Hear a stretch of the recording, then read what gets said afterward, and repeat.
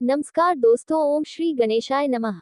शांताकारं भुजंगसनं पदम नाव सुदेश विश्वाधार गगन सदस मेघ वर्णम सुभांग लक्ष्मीकांतम कमल नैनम योगी भी ध्यान गम्यम वंदे विष्णु भवहरम सर्वलोकैकनाथम मंगलम भगवान विष्णु मंगलम गण मंगलम पुंडरीकाक्ष मंगला तनो हरि ओम नमो भगवते वासुदेवाय। आज का दिन आप सभी के लिए मंगलमय हो। आइए सुनते हैं अश्विन मास में श्रीमद् भागवत महापुराण की आखिरी कथा। भगवान श्री कृष्ण कहते हैं, उद्धव जी, उस उज्जैन निवासी ब्राह्मण ने मन ही मन इस प्रकार निश्चय करके मैं और मेरे पन की गांठ खोल दी। इसके बाद वह शांत होकर मौनी सन्यासी हो गया। अब उसके चित्त में किसी भी स्थान, वस्तु या व्यक्ति के प्रति आसक्ति न थी। उसने अपने मन, इंद्रिय और प्राणों को वश में कर लिया। वह पृथ्वी पर स्वच्छंद रूप से विचारने लगा। वह भिक्षा के लिए नगर और गांव में जाता, परंतु इस प्रकार जाता था कि कोई उसे पहचान ना पाता था। उद्धव जी, वह भिक्षुक अवधूत बहुत बूढ़ा हो गया था। दुष्ट उसे देखते ही टूट पड़ते और तरह तरह से उसका तिरस्कार करके उसे तंग करते। कोई उसका धन छीन लेता तो कोई भिक्षा पात्र झपट ले जाता, कोई कमंडल उठा ले जाता तो कोई आसन, रुद्राक्ष माला और कंथा ही लेकर भाग जाता, कोई तो उसकी लंगोटी और वस्त्र को ही इधर उधर डाल देते, कोई वे वस्तुएं देकर और कोई दिखला दिखला कर फिर छीन लेते। जब वह अवधूत मधुकरी मान कर लाता और बाहर नदी तट पर भोजन करने बैठता तो पापी लोग कभी उसके सिर पर मुद्द देते तो कभी थूक देते। वे लोग उस मौनी अवधूत को तरह तरह से बोलने के लिए विवश करते और जब वह इस पर भी नहीं बोलता तो उसे पीटते। कोई उसे चोर कहकर डांटने टपटने लगता, कोई कहता इसे बांध लो और फिर उसे रस्सी से बांधने लगते। कोई उसका तिरस्कार करके इस प्रकार ताना कसते कि देखो देखो, अब इस कृपण ने धर्म का ढोंग रचा है। धन संपत्ति जाती रही, स्त्री पुत्रों ने घर से निकाल दिया, तब इसने भीख मांगने का रोजगार लिया है। अहो देखो तो सही, यह मोटा तगड़ा भिखारी ठहर में बड़े भारी पर्वत के समान है। यह मौन रखकर अपना काम बनाना चाहता है। सचमुच ये बगुले से भी बढ़कर ढोंगी और दर निश्चय है। कोई उस अवधूत की हंसी उड़ाता तो कोई उस पर अधोवायु छोड़ता। जैसे लोग तोता, मैना आदि पालतू पक्षियों को बांध लेते या फिर पिंजरे में बंद कर लेते हैं, वैसे ही उसे भी वे लोग बांध देते हैं और घरों में बंद कर देते हैं, किंतु वह सब कुछ चुपचाप सह लेता है। उसे कभी ज्वर आदि के कारण दिक पीड़ा सनी पड़ती है, कभी गर्मी सर्दी आदि से दैवी कष्ट उठाना पड़ता और कभी दुर्जन लोग अपमान आदि के द्वारा उसे भौतिक पीड़ा पहुंचाते, परंतु भिक्षु के मन में इससे कोई विकार न होता। वह समझता कि यह सब मेरे पूर्व जन्म के कर्मों का फल है और इसे मुझे अवश्य भोगना पड़ेगा। यद्यपि नीच मनुष्य तरह तरह के तिरस्कार करके उसे उसके धर्म से गिराने की चेष्टा किया करते, फिर भी वह बड़ी दृढ़ता से अपने धर्म में स्थिर रहता और सात्विक धैर्य का आश्रय लेकर कभी कभी ऐसे उद्गार प्रकट किया करता। ब्राह्मण कहता, मेरे सुख अथवा दुख का कारण न यह मनुष्य है, न देवता है, न आत्मा है और न ग्रह कर्म एवं काल आदि ही है। श्रुति और महात्मा जन मन को ही इसका परम कारण बताते हैं और मन ही इस सारे संसार चक्र को चला रहा है। सचमुच यह मन बहुत बलवान है। इसी ने विषयों, उनके कारण, गुणों और उनसे संबंध रखने वाली वृत्तियों की सृष्टि की है। उन तियों के अनुसार ही सात्विक, राजस और तामस अनेकों प्रकार के कर्म होते हैं और कर्मों के अनुसार ही जीव की विविध गतियां होती है। मन ही समस्त चेष्टा करता है, उसके साथ रहने पर भी आत्मा निष्क्रिय ही है। वह ज्ञान शक्ति प्रधान है, मुझ जीव का सनातन सखा है और अपने ज्ञान से सब कुछ देखता रहता है। मन के द्वारा ही उसकी अभिव्यक्ति होती है। जब वह मन को स्वीकार करके उसके द्वारा विषयों का भोक्ता बन बैठता है, तब कर्मों के साथ आसक्ति होने के कारण वह उनसे बन जाता है। दान, अपने धर्म का पालन, नियम यम वेदा, धन, सत्कर्म और ब्रह्मचार्य आदि श्रेष्ठ व्रत, इन सबका अंतिम फल यही है कि मन एकाग्र हो जाए, भगवान में लग जाए। मन का समाहित हो जाना ही परम योग है। जिसका मन शांत और समाहित है, उसे दान आदि समस्त सत्कर्म का फल प्राप्त हो चुका है, अब उनसे कुछ लेना बाकी नहीं है। और जिसका मन चंचल है अथवा आलस्य से अभिभूत हो रहा है, उसको इन दान शुभ कर्मों से अब तक कोई लाभ नहीं हुआ। सभी इंद्रियां मन के वश में है, मन किसी भी इंद्रिय के वश में नहीं है। यह मन बलवान से भी बलवान, अत्यंत भयंकर देव है। जो इसको अपने वश में कर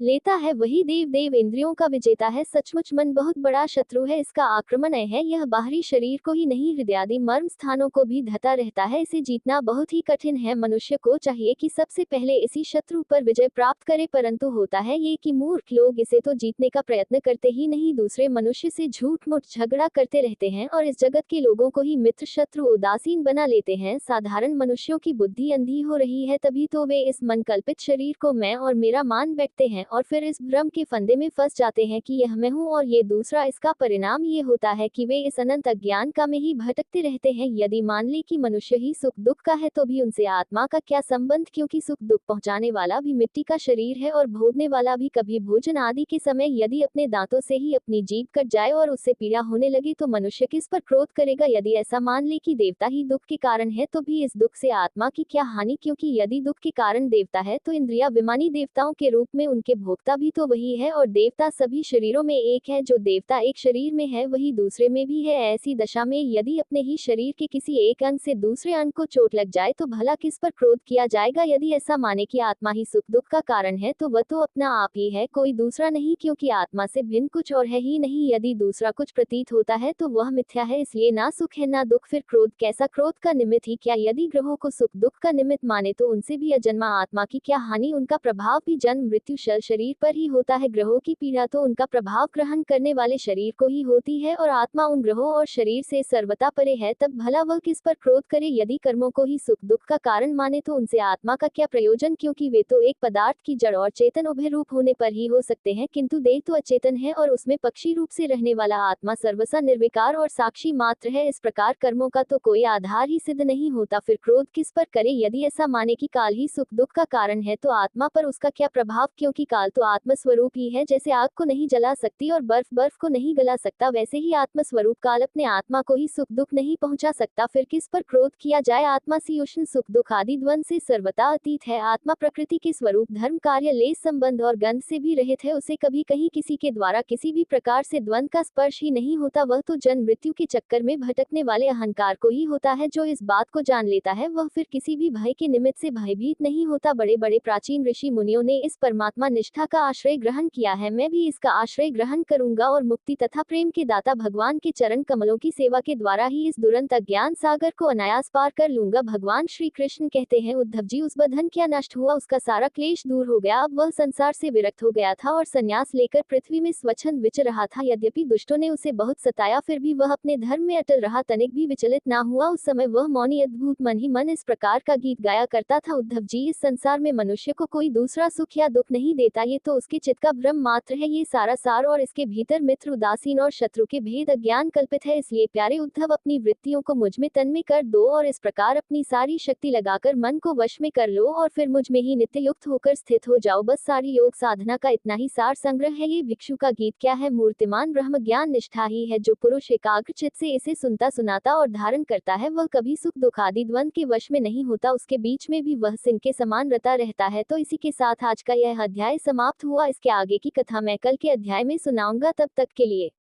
भगवान हरि का नाम लेते रहे तो प्रेम से बोलिए भगवान विष्णु की जय, श्री कृष्ण भगवान की जय, समस्त देवी देवताओं की जय। धन्यवाद।